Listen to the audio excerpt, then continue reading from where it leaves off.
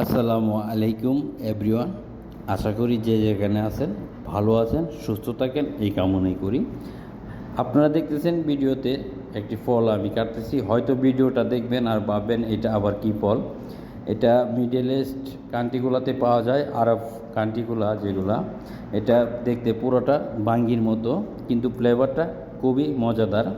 এটা বাঙ্গি না, এটাকে আরবি ভাষায় বলা হয় সাম্মাম। তো এটা কেটে নিচ্ছি, এটা আমি জুস তৈরি করব। সেই জন্য গতকালকে আমার এক সাদিক আমাকে 2 পিস এটা দিয়েছিল সাম্মাম, যে বলতেছে ওর বাবার নাকি মাজরা আছে, মাজরা বলতে গেলে খেতে চাষ করছে আর কি, এই জন্য 2 পিস নিয়ে আসছে আমাকে দেওয়ার জন্য। তো এটা আমি কাইটা প্রস্তুতি করে নিলাম জুস বানানোর জন্য। জুস এটার সাথে কি কি আমি দিচ্ছি আপনাদেরকে দেখানোর জন্য। এটার সাথে আমি দিচ্ছি হলো দুধ, সাথে সাম্মাম আছে, সাথে আইস বলতে বরফ, সাথে চিনি আছে, সুক্কার আর কি, একসাথে দিয়ে এটা এখন ব্লান্ডার করব।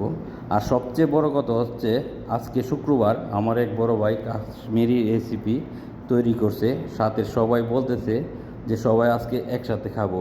যেহেতু আমরা রেস্টুরেন্টে কাজ করি, সময় পাই না, এক একজনের ডিউটি এক এক টাইমে, সেই জন্য আজকে সবাই বলতেছে এক টেবিলে বসে খাবো। তো আমি জুসটা তৈরি করে নিলাম, আর ওদিকে সবাই টেবিলে ওয়েট করতেছে। একটু লেট হয়ে গেছে আমার।